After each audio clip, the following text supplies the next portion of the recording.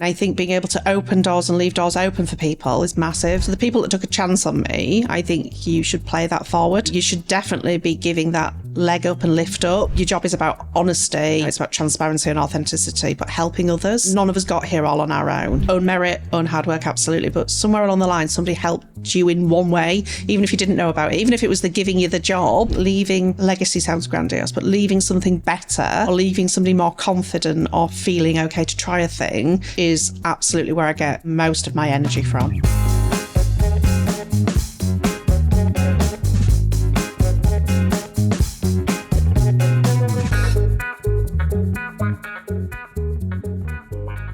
Tina, welcome to our Change Shift Happens. Thank you for having me. No, thank you for being here. I think as we were sort of saying a moment ago, you get wheeled out for lots of pods, lots of public speaking. So hopefully this is going to be an environment where we can look at all of the lessons and your journey and your history over a coffee on a Friday morning in sunny Leeds. So very much looking forward to joining us. Me too. Thanks. Welcome.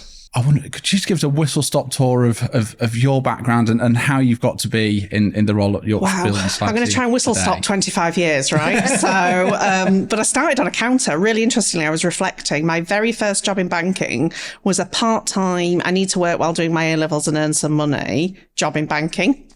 I wanted to be a Spanish lawyer. Oh. Well, not Spanish, but I wanted to do law in Spain. Okay. Right, that was my career. I was going to say, when you leave school and they give you the goal. red folder, well, they did in the 90s, just give you a red folder and say, what could you be as a woman? Then it was like, well, you can be a hairdresser or you can be this. I wanted to do Spanish law. Went and started a part-time job on a counter. 25 years later, here I am as a director at a building society. And I think I've probably done most specialisms in between. So, large distribution channels, working coalface with the customer, product design, performance leadership, ran contact centres, ran branches, ran tech teams, ran marketing, did a bit of specialist pricing. I think the only role I haven't done is audit because I think I'd be too noisy. And basically just be like, can you leave? You're way too noisy. And you keep bouncing around the office with what you think are great ideas and they're not. So please don't do that anymore. So look, I'm 25 years at FS, loads of different organisations, but I feel a bit like now at 40 something, I found my home in a world that's mutual. Okay. And it feels very different. It feels very different from some of the corporate worlds I've worked in. How do you think the industry has transformed and changed during that time? What do you think has been the biggest shift? I'd say there's probably three. I think you can no longer think of we're a bank and therefore we do things this way because we're bankers. Yeah. I think the world's moved to actually what's the customer wanting, what's the customer needing, and how do you meet those needs? How do you meet them where they are? I think there was a bit of a false view of, well, we're banking, so we're different. Yeah. The reality is it's now really highly commoditized. There's so many people in the market and there's so much choice, right? So people are choosing with their feet. So I think customer and choice is massively different. I remember being early 20s, late teens in that job and trying to see any form of diversity was impossible. There was no women in leadership. Okay. There was definitely, no diversity of any sort, really. Yeah. It was a very male-dominated industry. And now you see, women on boards, great leadership. So that's a massive shift. I think the third thing is definitely how we do it. So, as with everybody, the tech world enables things so very differently, so gone are the days where you had to print everything out. A person delivered things to a desk. This happened. I think it was still happening in the not too distant past a little bit, which is why we're transforming. But I think what tech has now enabled is service to a different level. Yeah. And that means you can do so many more things for your members when you're thinking about how do you really make a difference to their lives? So just shifts, huge shifts, slow at first. Yeah. Then a bit faster, and now I'm not sure any of us can keep pace, right? But that's the world at large, and I think banking and financial services is following that trend. Yeah, I agree. In terms of, if we just kind of stick with that tech shift, what do you think has been the biggest shift that's enabled either customers to have a better service or, finance providers to give a better service, or one that you've enjoyed the most? COVID itself was awful, and rarely does anybody say anything good came out of it. Yeah. But what I think it moved probably exponentially in time and effort was the focus on digital world experiences, because more people needed it and wanted to use it. And therefore, I think it put just a velocity behind it that no one has probably ever seen. I think there was, tech companies were really going for it, but I think some of the more incumbent players realised that the demand was huge. Branches were closed. People didn't want to come out, and they definitely didn't want to stand in a queue to do some of the things that really they wanted to sit on the sofa at home doing. So I just think there's been a radical shift towards it. Something crazy like 80% of all financial services transactions are now done digitally. So it means we've all had to shift our thinking. And that's not forcing customers to do things. They've just migrated there, and then there was a sort of burst of something awful that made it even faster.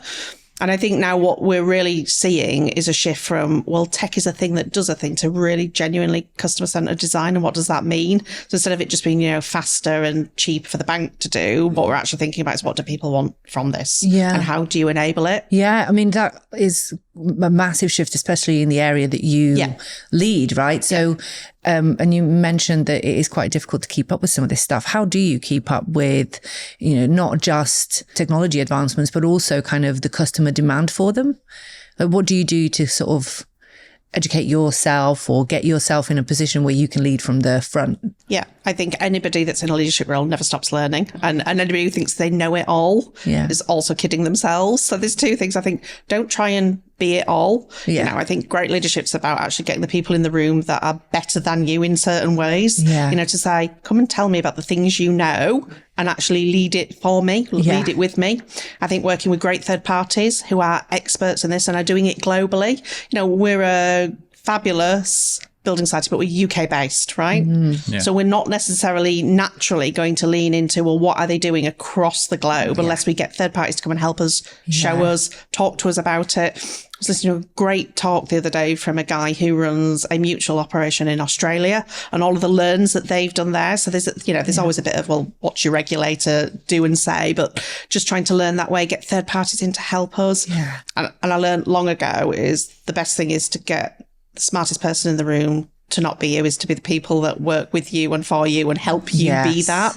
So look, trying to keep up yourself, impossible. But then at the same time, my internal geek loves it. So I did a course over the Christmas. I know most people were doing like Christmas things. Instead, I did an AI course. I was like learning about humans in the loop and all of that great stuff. I spent hours listening to podcasts. Shameless plug. I love to read, TED Talks, attending seminars. I just think you can never learn enough. Not necessarily to have to be able to do it all, but to just get a sense of, well, is our vision right? Because my job's as much about setting the vision as it is enabling the things to happen. So are we being visionary enough? And I think that's the challenge for us all. Are we being visionary enough? Can we rewind to the earlier part? So I asked this question because we're getting on to the role today. And really interested in the journey that's led you there. So I'm going to ask the question I ask everyone. So in the careers advice room at 16, 17, did you set out to be a director in a financial services business? No. What are the things that have happened along the way to allow you to now be setting the vision of one of the biggest mutuals in the country? It's a really good question. So no, in the 90s, you came out with a red folder, and I think somebody suggested I should either be a teacher or a hairdresser. I think I'd be awful at both of those things, right? So I think I said, I started one, and I was studying Spanish law, and I got a part-time job in a building society, actually. By chance? By chance. That was pure, they wanted somebody to do a Friday afternoon where I had no classes and a Saturday. Yes? Great. So that's a brilliant Saturday job, isn't it? Most people stack shelf for boots. I was on a counter, right? I was on a counter, but it was in the days when you were on a counter, you also did a bit of all sorts, like, mortgage advice wasn't a thing, so you gave some information on mortgages. We also did our own local repossessions. So if people came in and dropped keys, you went round and did a bit of an assessment of the property before somebody else did, just crazy things at 20 years old. This is literally just out of school. Literally out of school. Right, okay. And then the majority of my early career was extensions in what I would call a specialism. So if you were in retail banking, sort of late 90s, early 2000s, it was very much, well, then you worked your way up. What you then went to is branch manager and then area manager and then divisional manager. And then you probably hung around there. And I was a divisional manager and I was running the north of England for a large banking organisation. And my boss said, do you know what? We need somebody in head office to start helping us make some changes that really understands what we need to do. Because we're all in head office thinking it's great ideas, but none of us have sat in front of a customer for years. Yeah. Right. Will you come and help us? So I was like, okay, well, I live in York. Head office is in London. How's this going to work? And he was like, yeah, just come down and we'll make it work. Yeah.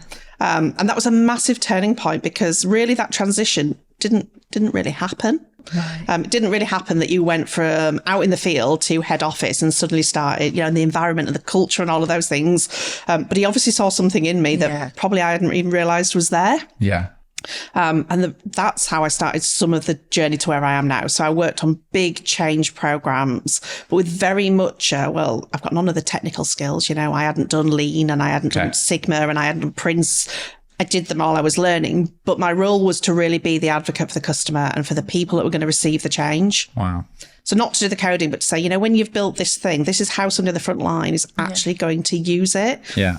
Because it's quite unique, you sit there in, tech and change and you think this is a brilliant idea, but you more so now, we didn't really necessarily think about, well, there's people we're going to give this to that are then expected to go off and use it with like hundreds of thousands of customers. Yeah. Maybe we should start with them in mind rather than, the other stuff. Sounds like a product owner role type role. It's like a product owner before product ownership was a thing, or program director before program directing was a thing as we know it today. And over 10 years, I basically moved up to running a team of nearly 100 folk running change for the organisation. I then moved over to Yorkshire Building Society, which is where I am today. What things happened in those 10 years? Oh, God. Because again, we regulated mortgages. Huge. Yeah, it's like a really long time, isn't it? I'm really old. Remember that? Is it MCOB? MCOB, right? So mortgages went from unregulated to regulated. Yeah. Never been done before. Same in financial advice. I mean, there was more regulatory shifts than you could shake a stick at. Okay. Yeah. The bank I worked for was Santander, brought in Alliance and Leicester. It brought in Bradford and Bingley. So we had to pay in all of those teams, and go, right, we've gone from one organisation that's still got a load of Abbey national kit, owned by a Spanish organisation, and we've now brought two other organisations that are all running on different platforms with different ways of working. And we grew massively. We went up to nearly 1,000 branches, contact centres across the UK doing different things, links to Spain. So I got to visit Spain quite a lot. Finally, the Spanish dream came true, yay. That was great. I mean, when you say visit Spain, you sort of see it as you arrive in a taxi into a different office. I knew it was there somewhere, but I didn't get to experience that much of it. And then everything in between, So literally the journey from, when I joined, we were probably doing most things on paper to starting to see real digitalisation of services. Now, I'd still call it digitalisation of services rather than a digital revolution, because what you still had is, have we really thought about what digital means route to tip in the organisation rather than we're just going to make this thing go a wee bit faster using some tech. But just giant shifts about how we do things, what customers expect, and how do you start to think how you lead through it rather than just do it. And each of those roles was a bigger leadership role. And it started to move me away from the doing to how do you lead through it? That sounds like a big shift in itself for you. Yeah. Because you go from the thing that says, this thing needs fixing. I will roll up my sleeves and fix it. To a world of, how do I get others to see the vision and think about the steps we need to take to get us there? And how do we then execute against it? So it started to move from a doing role to a leadership role and everything that comes with that, because you've gone from looking after sort of yourself to be responsible for others. And that's just, firstly, it's a privilege, but it's massive. And you shouldn't underestimate, that transition and how wrong you're probably going to get it when you first do it and learn from that along the way. So I describe it as sort of a toolbox in a leadership role. And you're normally naturally inclinated to a couple of things. You might be good at orating, you might be good at setting strategy, you might be good at the people. But so when I talk to a CIO, they go, I'm really good. I understand the technology. I'm quite good at the finance, terrible at procurement. Always bring an interim CPO because I just don't understand. Were there things in those 10 years that you naturally lent really, or that were a natural inclination? That's my bag. I totally get it. And how did you then maybe identify the bits that you go, that's an area that I don't understand, I've not had exposure to, and how did you go about gaining those to be ready for the next thing? What would eventually came next? Well, I'd say I'm still doing it now, right? So I don't think you do it and then stop doing it. So I knew I was really good at taking knotty, big visions into, well, how do you actually make that really simple so people understand it? Nice. And how do you paint the picture of, well, what does that actually mean we're going to need to do?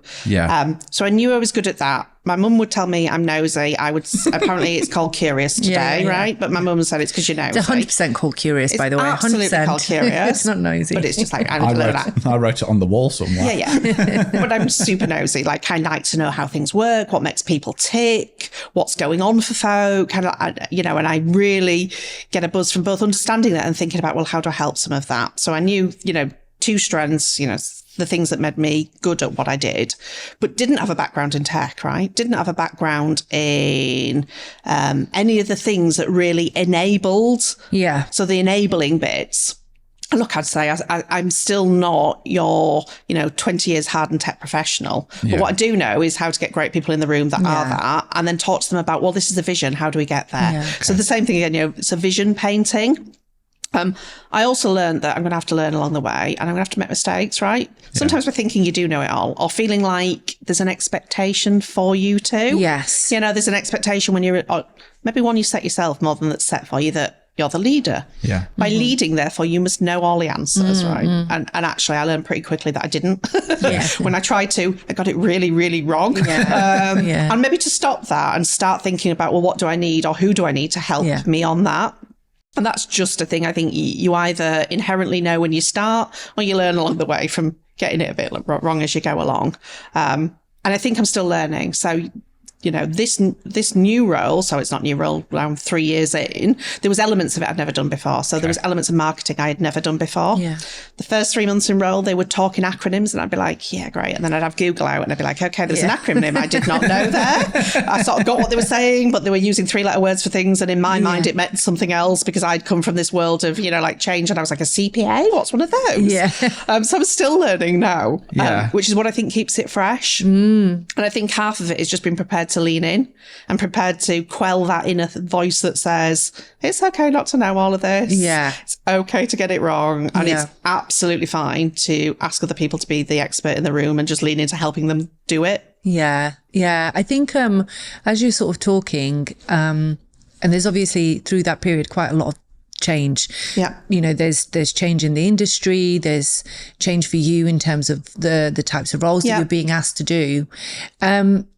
Where do you think kind of adaptability fits into that? And do you think that's something that you have naturally or something that you just gained along the way? Yeah, adaptability and resilience, I'd say, are massive because when you're adapting, you're often not getting things perfect. So you need to be resilient and pick yourself up. I think some of it was inherently there because if somebody rings you up one day and says, hello, would you like to come and work in head office? Yeah. After, 10 years doing a thing, you've got to have a bit of it there. I think in the world we live in today, jobs don't stay the same, right? So you're going to have a bit of that. Now, whether that's inherent or you need to learn it and it's a skill you need to practice, the reality of the world is you're going to need to keep changing. Whatever that is, to whatever scale it might be, you're going to have that in your kit bag. Do you think you can learn to? Absolutely. You can learn it, right? Because I think if you're aware. Yeah. And a lot of this is about self-awareness and how you get there and who helps you, who helps you realize what your superpowers are and the things you're really bad at. Some people are really good at self-awareness and identifying themselves and some people need somebody to help them with it. Yeah. And I think you can learn it and then you can build more tools in your kit bag to realize, actually, I don't react well in these situations or it's because I need to reflect or I need to be prepped. So the things that make you feel comfortable and the things that make you feel uncomfortable. And then you can build tools around you to do that. Yeah. So I think resilience and adaptability, and the resilience is because when you're learning something new, it's not always going to go perfectly. Yeah, it's tough, isn't it? It's tough. It's tough. And if you go from being a real expert, a deep expert, into a role where it's broader and it's more about, the leadership in the room of it, you have to be comfortable in your own skin that, you're going to get it wrong and you're not going to know it all. And that's okay too. Yeah. Yeah. And you can be super nosy or curious along the way to help you get there. Yeah. And have there been people that you've acquired either as mentors or trusted mates that along the way that have I guess, either picked you for the roles where you go, wow, that's a big job, you'll be fine, or actually, you're really good at that. I'm probably learning that. Can we go for a coffee? All of the time. Okay. All of the time. So I love people. One of the big things of my role is people. I just love people. As I say, back to the nosiness, what you're doing, where's it from?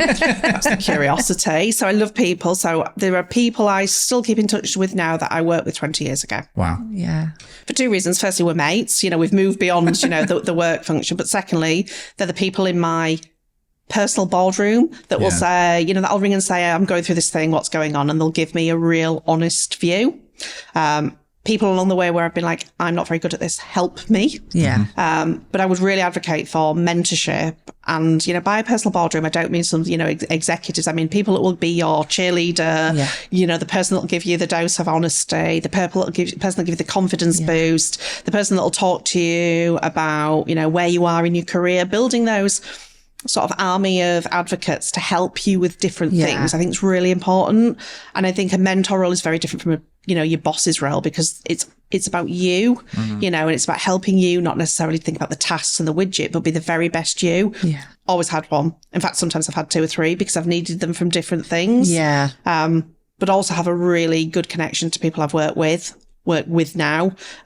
But I also keep in touch because I think, you build relationships when you work together a long time. Yeah. And sometimes it's short time. And, and therefore they usually endure. The workplace may change, but the friendship and the things you build together endures. We're leading on to as the roles have become more senior, but is that something you're cognizant of doing for others who are on that journey further behind? Yeah, I think as a leader, you cast a long shadow and you should leave a place better than you found it. I don't just mean technically and functionally. Yeah. I mean for people that come after you.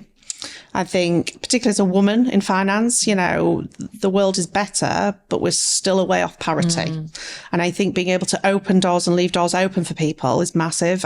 I think I'm currently mentoring seven at the last count. I know they say you should only do 3 or 4, but people keep asking and I have no ability to say no where that's concerned.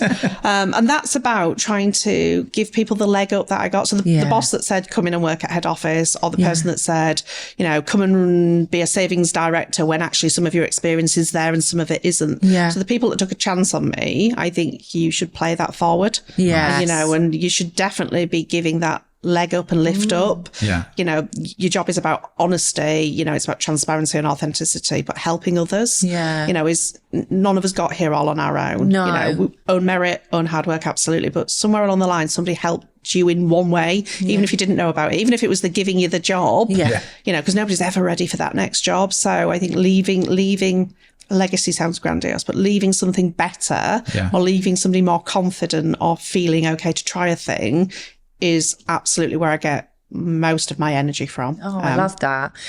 What do you think that they saw in you?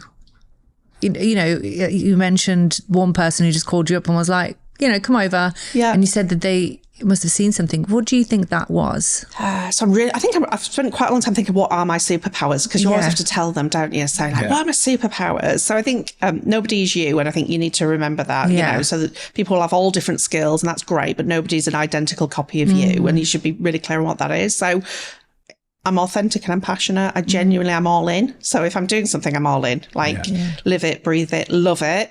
And because I think I love it, I think I can help others to see the love in things. Yeah. So definitely that. I am driven for the right outcome.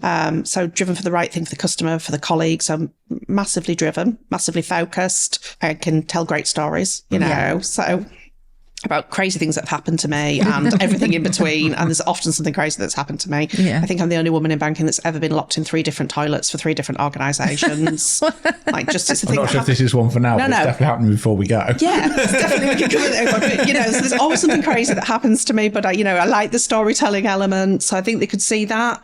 And I think they could see the opportunity for growth or the desire for growth. Yeah. And is then that what you look for in others? So I'm really conscious, actually, really funny. I was talking to somebody the other day about interviewing, and I purposely always I pick an interviewing partner that's completely opposite for me. Right. Okay. Because actually, there is always a danger of an unconscious bias where I go, I'm clearly quite high energy. I'm clearly quite extrovert, and there's a danger you start just picking people that you go, you're higher energy and you're extrovert too.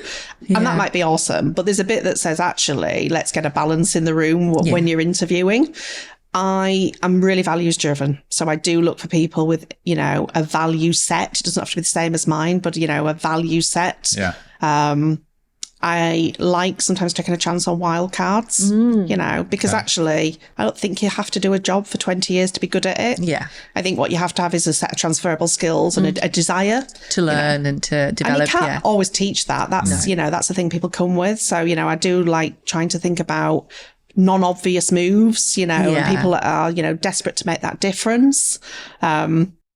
But I think there's a thing that says, if your values align, your behaviours are right, some of the other stuff we can teach along the way. Yeah. Some of the best colleagues I have working with me now are not people that have been, product owners or UX designers for 50 years. Yeah. But what they've done is they've done things where they understand the customer deeply. Yeah. Or they understand other industries deeply. And what they've brought is different knowledge along the way. And that breadth of knowledge, I think, is what makes us a really strong team. Okay. What cultures have you seen that are great? Maybe what cultures have you seen that you probably wouldn't go back to? Yeah.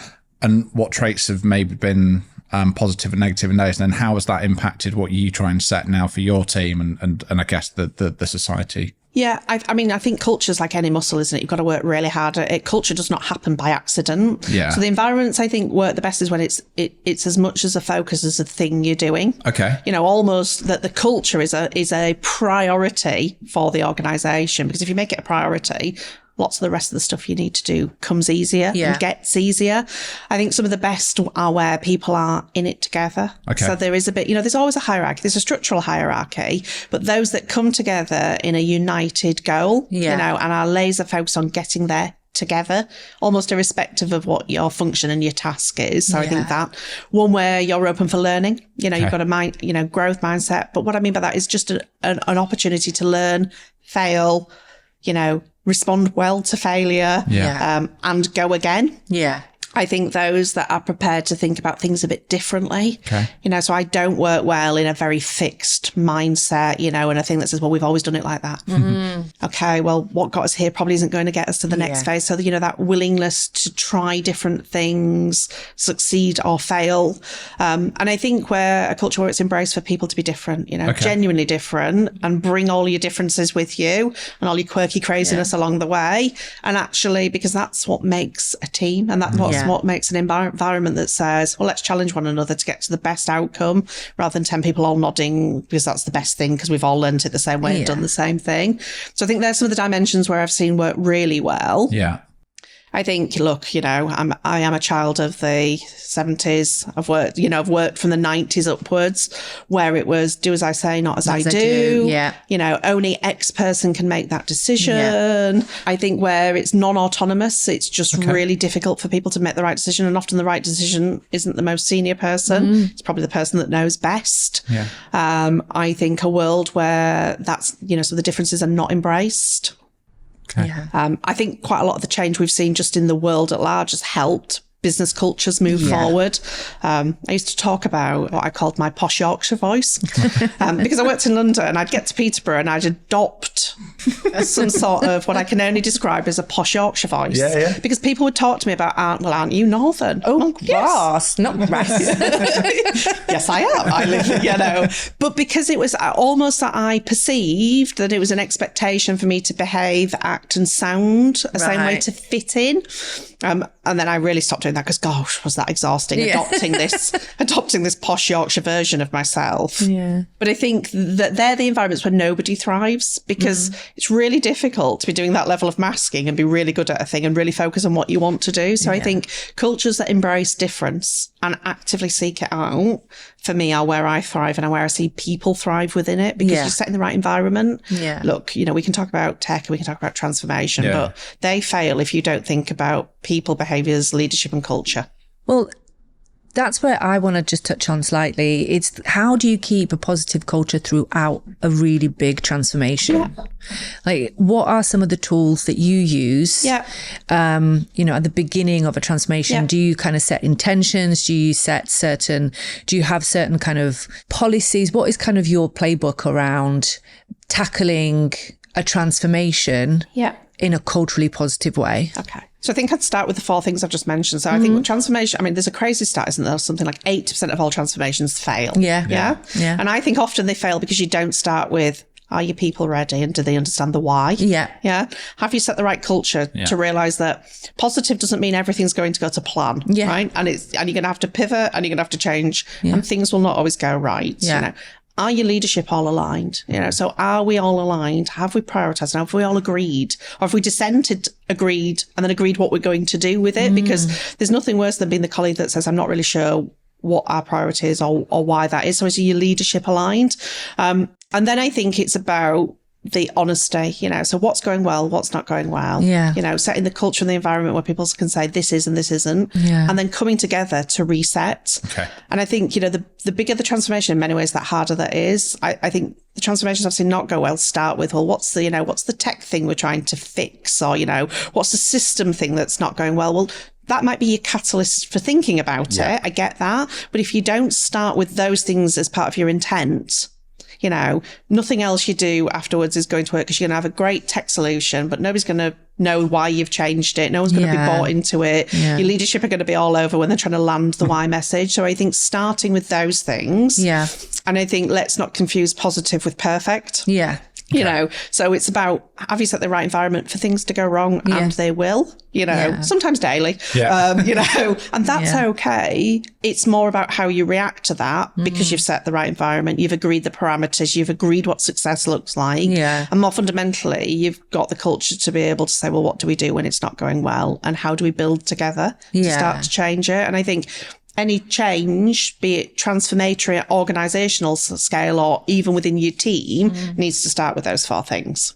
Yeah. And then you build, you know, all the things around it, you know, your data, your governance and all of those great things. Yeah. But, you know, if you don't start with your people, your leadership and your culture, the rest is just really hard work. Yeah, yeah. We said on the previous podcast, well, it's got to be 100% of transformations fail, because no one that I've ever spoken to said we were on time. It might just be a stage gate that was missed. It might be just a week out. It might be 10 grand or £1 million. So I think it's 100.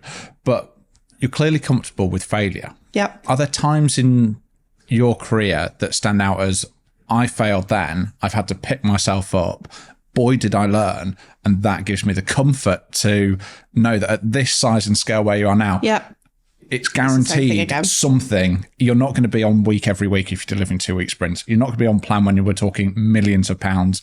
It might be 5 grand, it might be 500.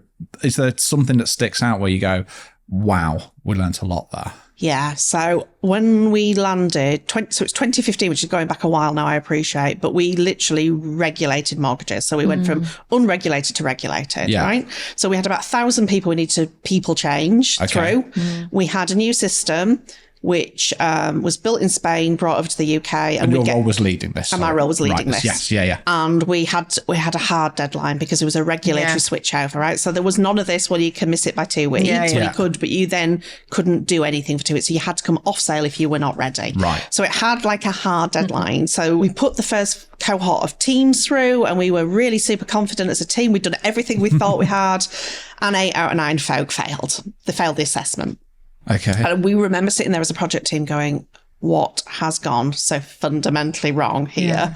And, oh my God, what are we going to do to fix it? Yeah.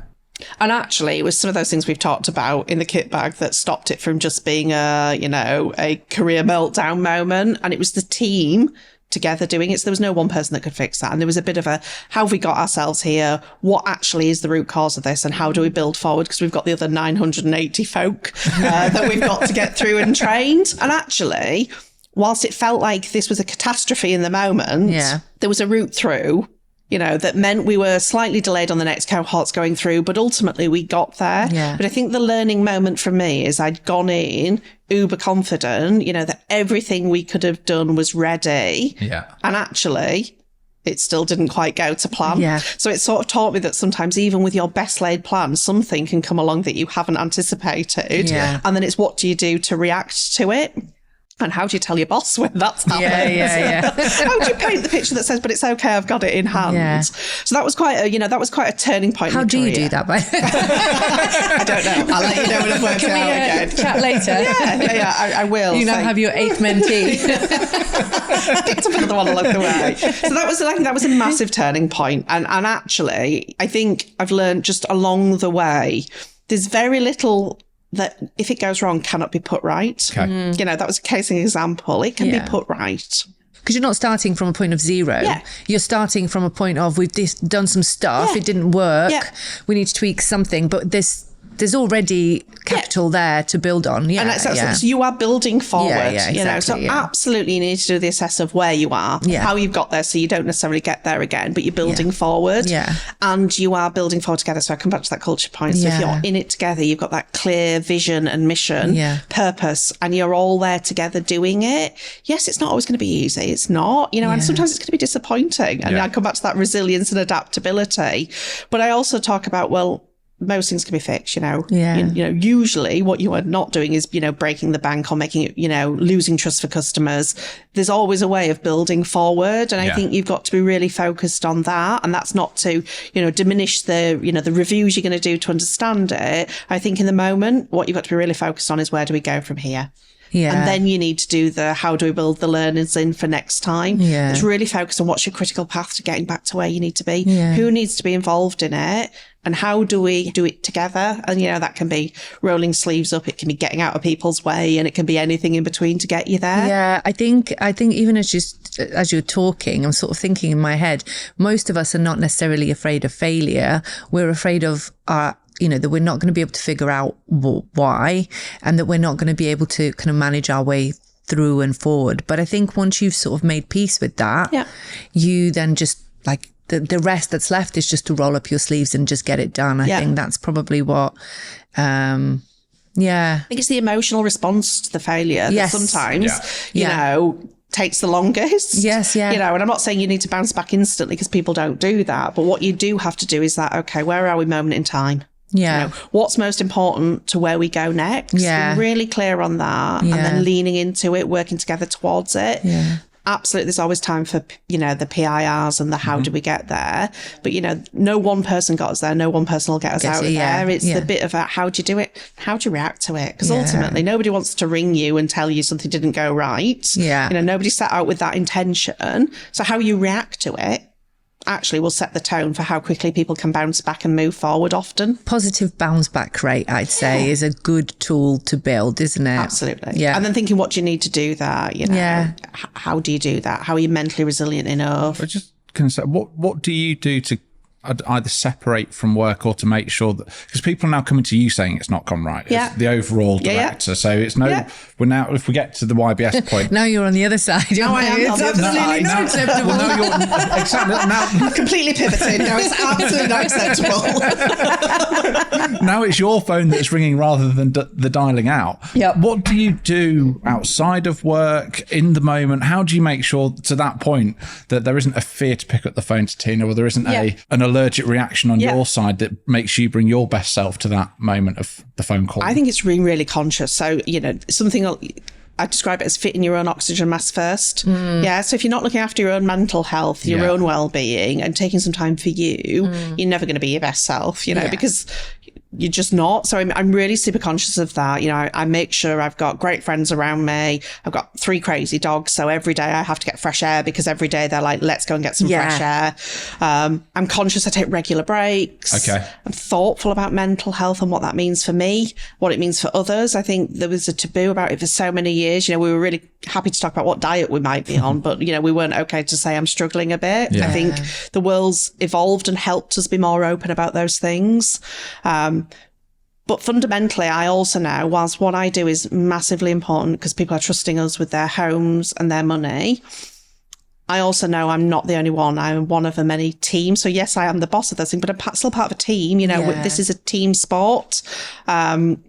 But I'm also conscious of I've been the one that has to ring the boss and say, this isn't working. So your reaction is massive. Yes. Now, no one's ever going to give the perfect reaction, and if I said every time I did it, I was perfect with it, I'd be fibbing again, wouldn't I? So, but I do my best to say, okay, well, what do you actually need from me at the moment to try and help you get there? And how do I help? Yeah. So what is the help you need? Is it, you need me to roll up my sleeves and get involved, or you're telling me because I need to know, and actually what you need me to do is just leave you with it for a while?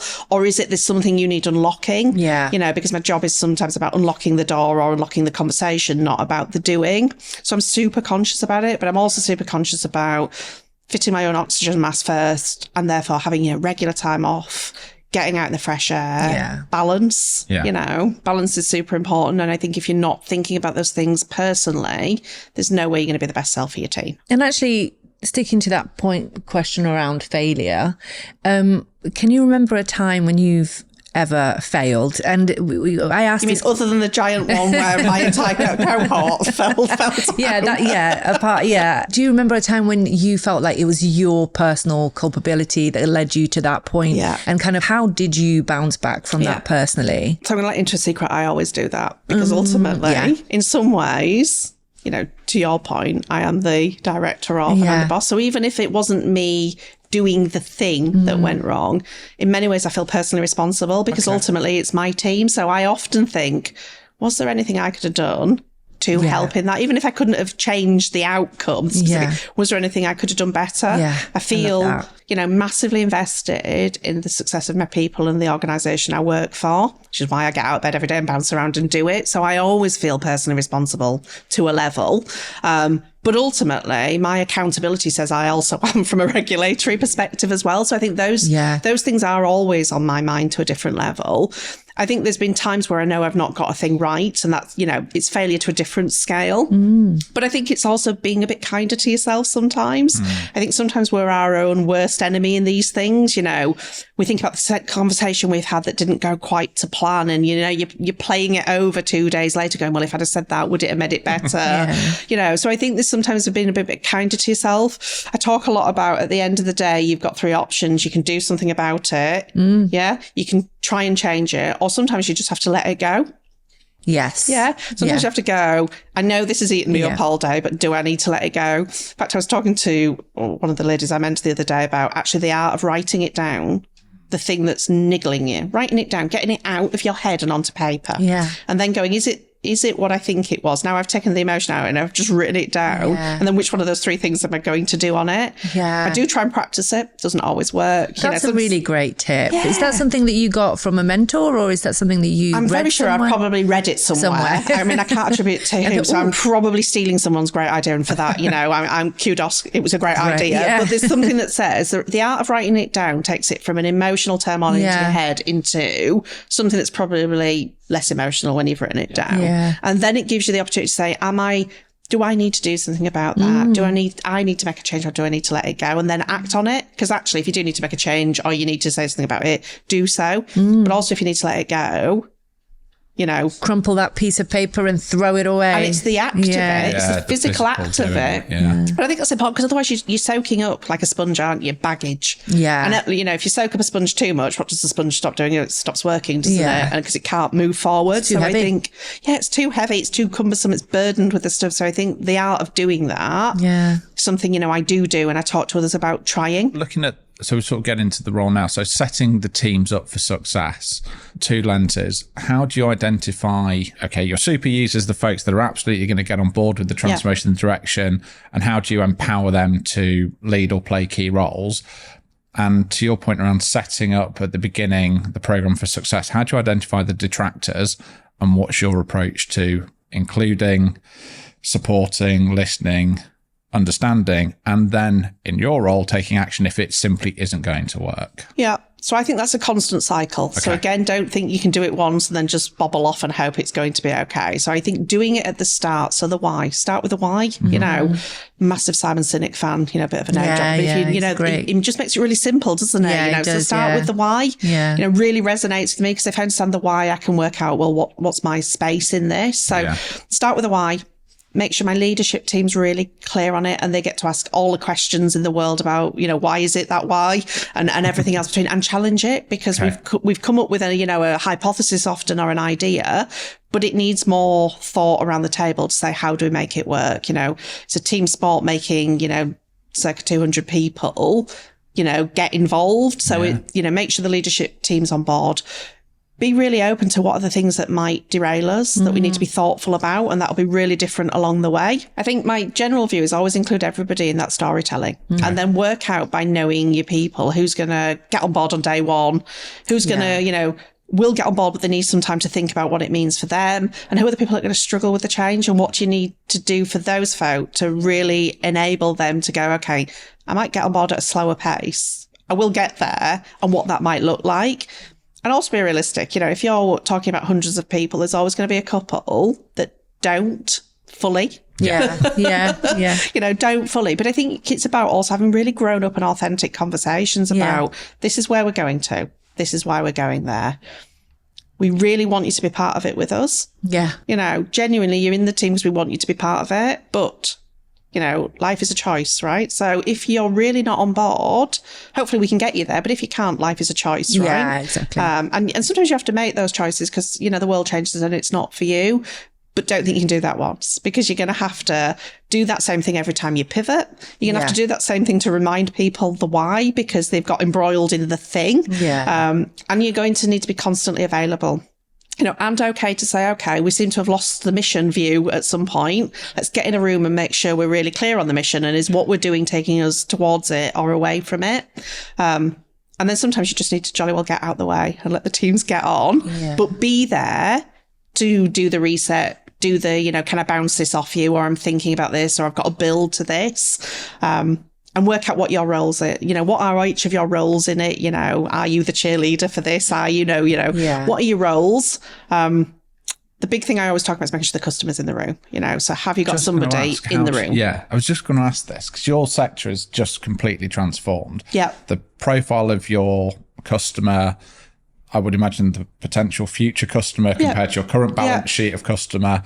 How have you ensured that both camps are in the room? Yeah. And that, I don't know if I can say this in a non-destructive way, as you've got so far away from the customer in that role, you can't go to branch every day. And just, how do you make sure that that customer in both guises is reflected in that exact room? Yeah, absolutely. So, we've moved on, thank goodness, from those awful cardboard. So years ago, these do a cardboard cutout and they said, this is your customer in the room, right? I have worked in those worlds. Oh, wow. Yeah. Okay. It was, it was symbolic, but, Here's Simon and Sally who are. But sometimes Simon got dusty, in the corner, because we'd brought Simon in as a symbol, but we'd forgotten him completely, and he was gathering. Simon off, please. Can somebody dust Simon off, and bring him back into the room? But ultimately, let's be under no illusion. We are only in the roles we are because we have customers to serve, right? Yeah. I talked about some of the values about finding a home in a member-centric organisation. Building Society more than anything was put here 250 years ago to help people buy homes, right? Its very origins are built in that. And, we want to be here for another 250 years doing that. So if you think you can build anything today that hasn't got customer at the heart of it, then again, you're missing a trick for me. So yes, my proximity, they no longer let me, out and about talking to customers, unless I could just go wild and insert myself in a branch. Which I do actually. I do go back to I do go back to the floor as much as possible. And actually, if we get a complaint about something in digital, I'm really happy to ring the customer and find out more. I will personally ring them up because ultimately I can read it, but I'll never get the sense of how did it make them feel and why was it so impactful for them. So I just ring them up, and sometimes they're like, "You who?" But it's I hear it firsthand. Brave. Like the amount of people who just wouldn't do. I think it's very caring. Actually, it's a very caring and kind thing to do. Because you're right, you read it, but you can't hear it in their voice. I think that's a very kind and thoughtful thing to do. So I think we all need to stay as close to the customer as we can, and there's lots and lots of tools that help you with that, lots of information tools that can do it. I can actually watch people go through journeys and see how they get stuck in it. But actually I've got a team of fabulous folk that do that as well. Yeah. And their very being and their very reason, many of them, for the thing they do is to have the customer at the heart of it, which is great. So I've got a team around me that we've built that they focus on it day in, day out. Yeah. And they remind us when we go sometimes down the rabbit hole of this, they remind us. But I think particularly for a mutual organisation, you were built on it, you were founded on it. It's the reason you're different. Yes. And if you don't remember that, then you're really not living up to our purpose and why we exist. And I think that's really important to us as an organisation, to me, and definitely to the team. Yeah. So proximity, anything you're doing, if it's not customer focused, isn't, well, firstly, they're not going to use it. So you've just wasted all that energy, time and money doing a thing. Yeah. And secondly, you've missed your very purpose, which is to give them help in their real lives, and you haven't. And that for me transcends everything. We're talking about customers in the context of people out there using your services, but really for anyone who's listening or watching, a customer could be anyone. It could be somebody that you're delivering a service to within your organization. So actually, any transformation has to simplify something for the customer, doesn't it? And it also, like, the success of it is measured by adoption. So I suppose, it's, you've got to have that voice there and ready. And preferably not the dusty one in the car. Yeah, preferably not Dusty Simon.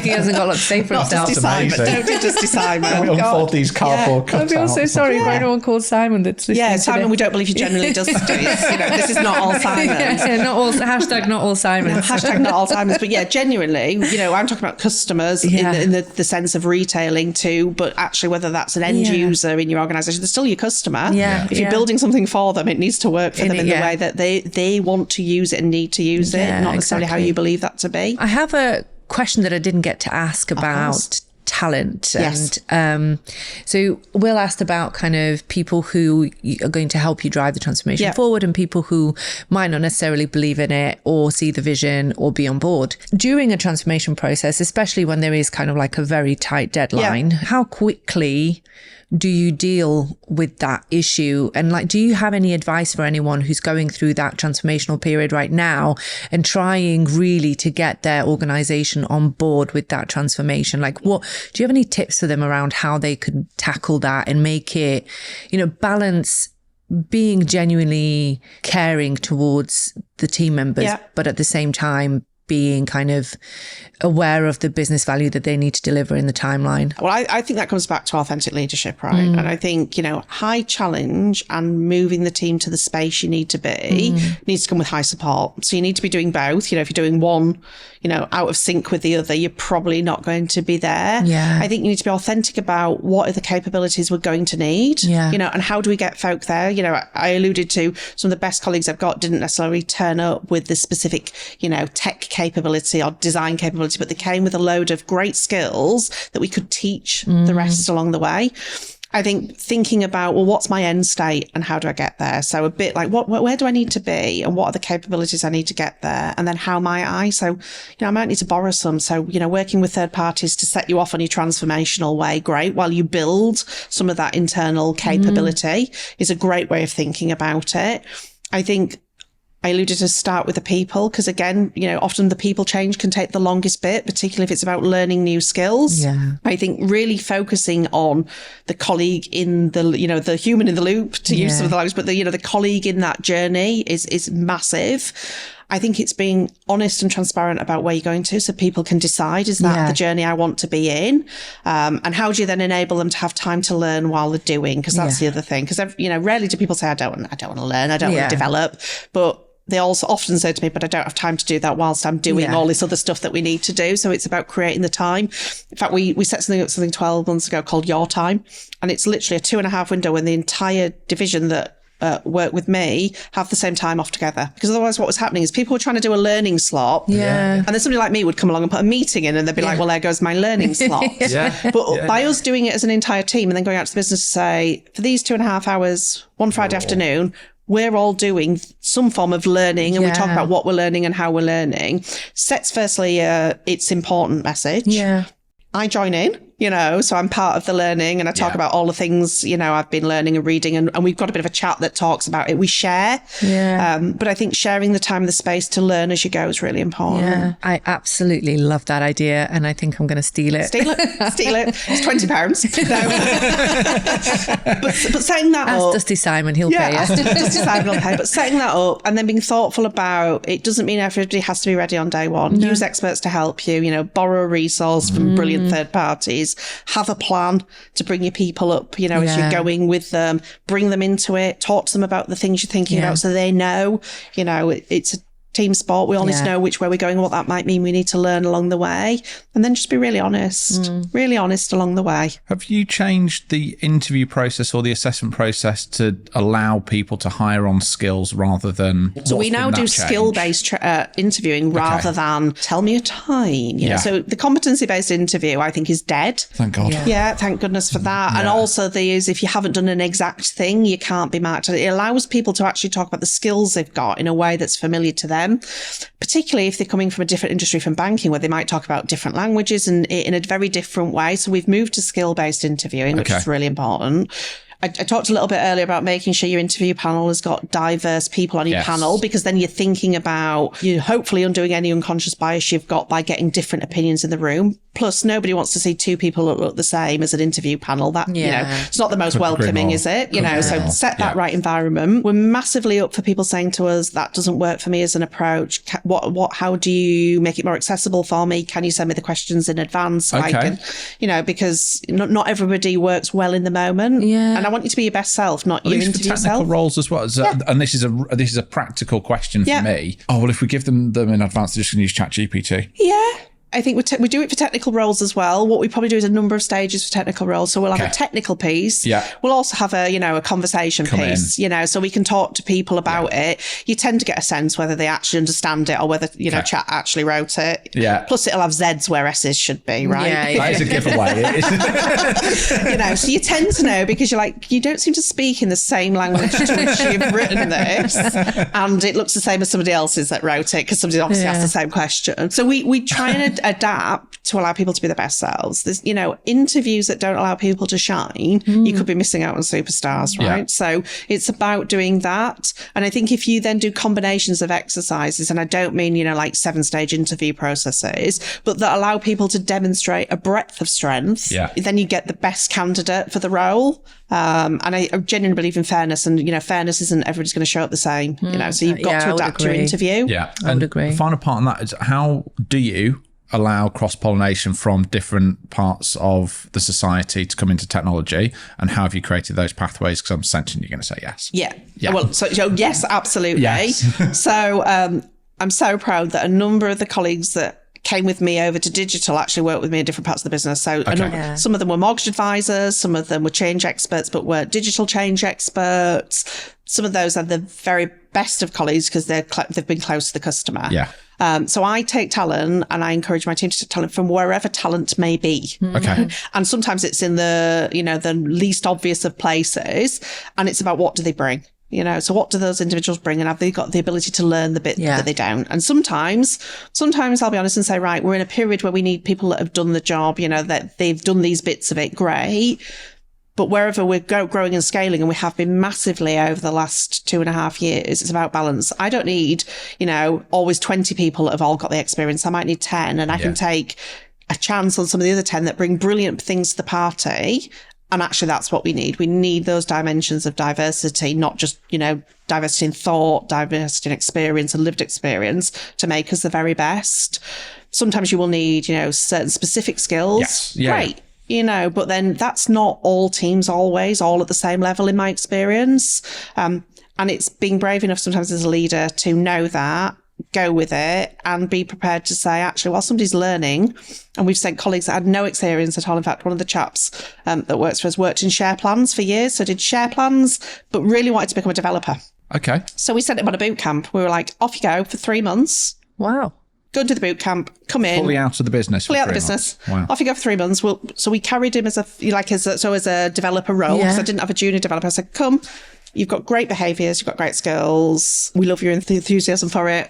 He went off, he did a 3-month boot camp to learn the foundations. He came in and we set up a program pathway of learning to get him to sort of developer in action, because he demonstrated all of the things, including a desire where he'd sat at home and tried to learn some of it to do the role.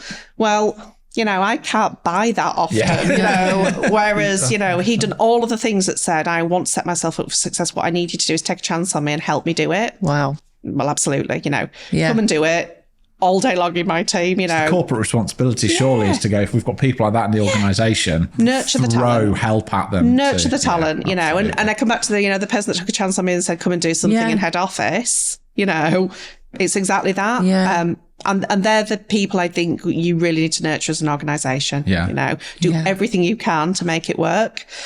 Plus, if you can do that, how does the colleague feel about that? Massively empowered, massively, colleague loyal. You are building your skills for the future. You've probably got a better sustainable workforce. You're not doing that awful thing that used to happen is, every time a company pivoted, there was mass redundant, you're doing all the things you should be doing. Yeah. So my team is a fabulous mixed bag of brilliant skills from all different places brought together. Wow. I love that. Yeah. I'd like to ask a question about transformation that you're like super, super proud of. And we've touched on a lot of, drivers for success, and, learning points or learning opportunities for success. What is a transformation that you're super, super proud of? And then what do you think was one of the key drivers that allowed that success to happen? So I'm going to talk about our current role and the digital team I have today. So when I first took this team on, I think we were 24 folk trying to build an app, build a web set of journeys, build experiences, and fundamentally deliver for the members that were saying we really want digital. We are now 190-ish folk, multidiscipline teams working in an agile way in an organisation that's 160 years old. And most importantly, when I read what the customers say about us today, and we could all say, well, this feature isn't there and that thing isn't there. But when I read what the customers say about what we have delivered, they talk about how easy it is for them, how simple it is for them, how they can sit at home and do it without having to get on a bus and come in, unless they choose to, they can do it. They can do the things they want to in an easy, simple and frictionless way. That's amazing. Yeah. And along the way, 170 colleagues, upskilled, different disciplines, working together in a different way. In an organisation that's 160 years old. So that's what I would say I was most proud of. I'd say that's probably worthwhile. 100%. Having 160 people work collaboratively together, and like you say, in an organisation that's not modern by definition, is pretty amazing. Congratulations! Well done. And they're delivering some great stuff for our members. So that's what I'd say I'm most proud of. The app is phenomenal. Looking back on that journey, what do you think? You really did right in that as a leader. What were some of the things that you were like, those were some great calls I made? I injected some more senior leadership skills. So when I first took the team on, there was one lady who was doing her very best to be all things to all people, So in one hand, she was running engineering.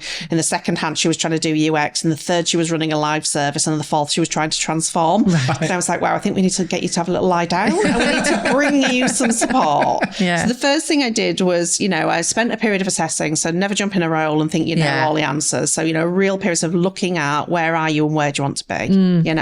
Don't land on day one and try and make changes. It's not the way I would do things. So quite a lot of time looking at it.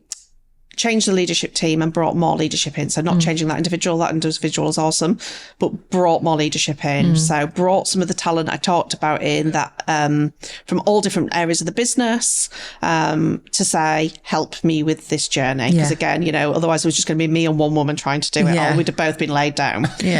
So brought a new leadership team in, changed the structure. So some structural changes to say, actually, let's work in some disciplines. Let's bring some, some engineering capabilities in. Let's bring some more customer experience in.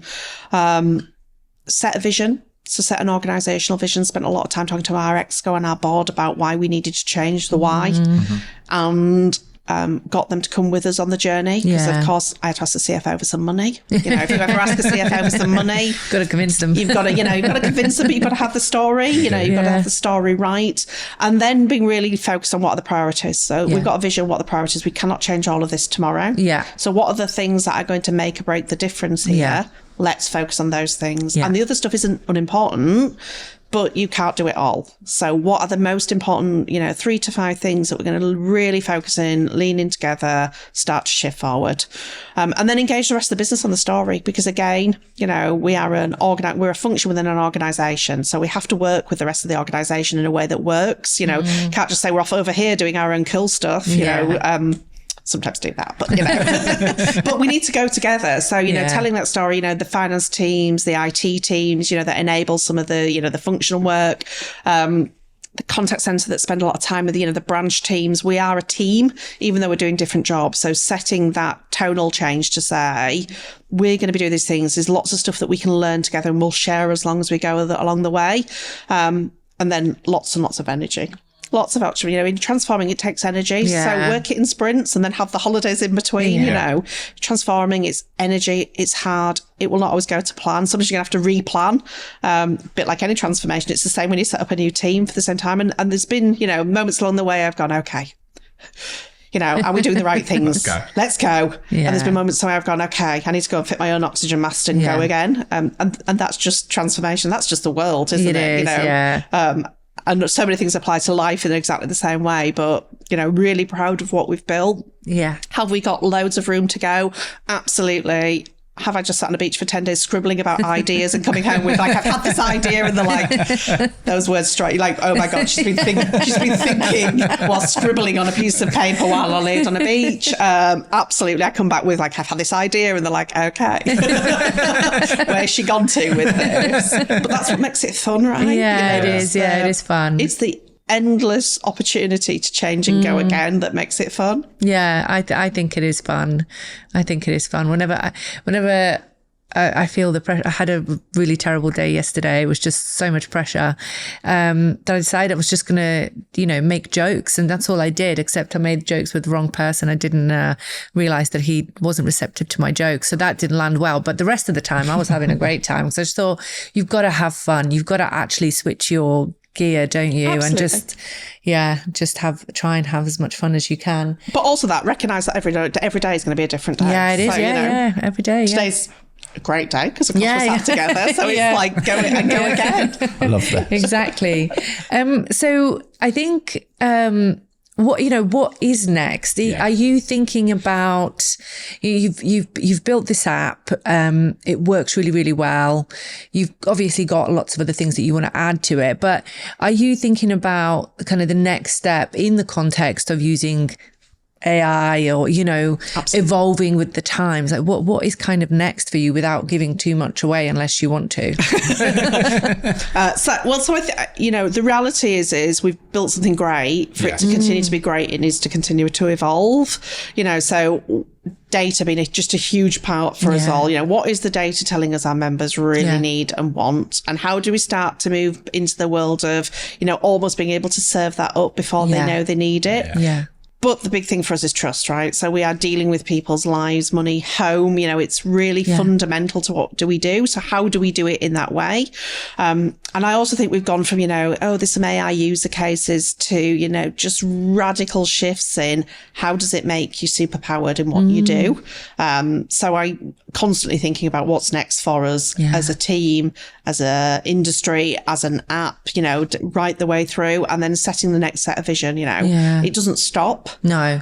It doesn't stop. It's really clear that if you're not thinking about what will AI do for you and your members, you are going to get left behind. Yeah. Doing that safely, is massively. But the reality is we're all using it to different extents today, maybe not even knowing we're using it. So it's how do you do it safely?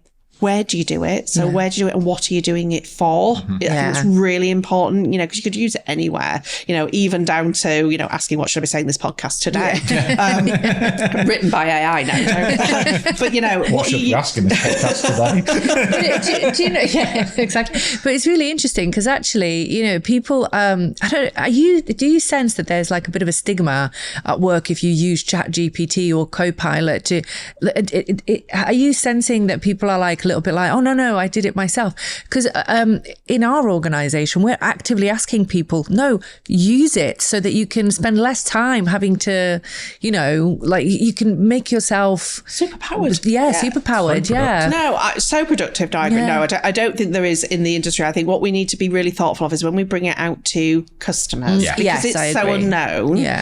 How do you explain it in a way that doesn't feel scary? Because you're talking about people's lives and people's data. So how do you explain it in a way that says this is what it's doing for you and it's okay, and you can still, so we're really thoughtful about that. But no, I think in the organization, we are using it more and more. We're probably a later adopter of it, but we're using it more and more. And it's not about replacing, colleagues. It's replacing some of the mundane tasks that actually allow you to be better.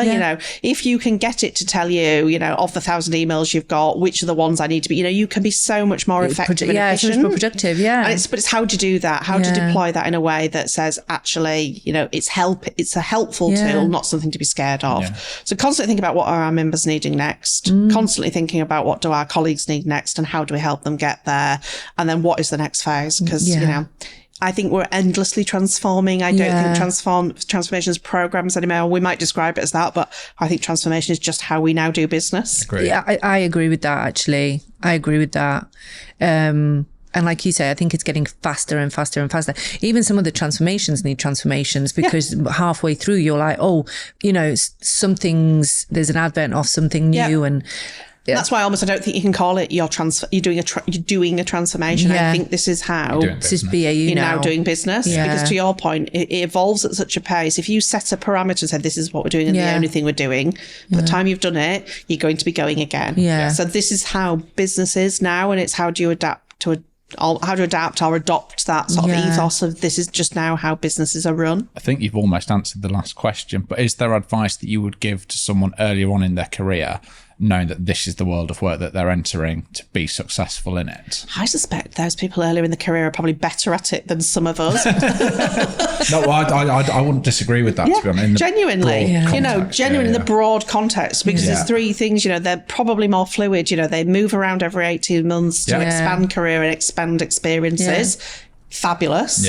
You know, apply that to your ongoing learning, you know, learn as much as you can, be nosy or curious as much as you can. I think get the people around you that'll help you. So who's your boardroom? Who's your mentor? Think about what you really want to do. Be clear on your own superpowers so you can both explore them, but build where you need support. And then I think enjoy it because you're a long time at work, you know, you spend hours at it. So enjoy what you do. Find an organisation that helps you enjoy what you do, that you feel valued and you can express your values. And then let's go along for the ride because I'm very sure it's not over yet. Thank you. My pleasure. Thank you so much. I think I've loved that for a number of reasons. I think firstly, the passion, energy, clarity, purpose that's clearly it's who you are as a person, but how you distill that down into this is our approach, this is how we bring people on the journey. You're just clearly very passionate and care about people, which I think is probably ultimately, as a side note, what the podcast is about. It's we're going to talk about technology, we're going to talk about transformation, we're going to talk about bits, but actually all we've done for God knows how many hours we've sat here now is actually talk about people. I think you've distilled that beautifully. Put your own oxygen mask on first is an absolute rule. I think that's great. I think as I say, I'm waiting for someone to sit down and say, yes, the starting the world of work and not having a plan to become a director within financial services in a regulated organisation, and the twists, turns, hand up, hand being involuntarily put up. I think all those moments are, I think there's a bit of a stigma at the moment. The world of work is changing so much, but those opportunities are happening. They're just happening differently. It's no longer coming in, help us understand how to put a laptop on everyone's desk. It's coming understand how to put some new way of working, some new way of behaving, some new technology in people's hands. And I think that proximity to the customer, lots of people talk about it, but you can clearly see that you do that. And I think that's absolutely a superpower. Thank you so much. That was wonderful. Thank you. I think for me, it's just felt like one lovely mentorship session, to be honest. Like for me, I think thank you for allowing us to kind of, ask some of these questions and being so candid about them, the answers. I think there's going to be a lot that, people who watch or listen are going to be able to take away and apply, like very practical tips. And that's kind of what the podcast's about. So thank you so much for coming on and sharing that with us. My pleasure. Thanks for having me. Thank you.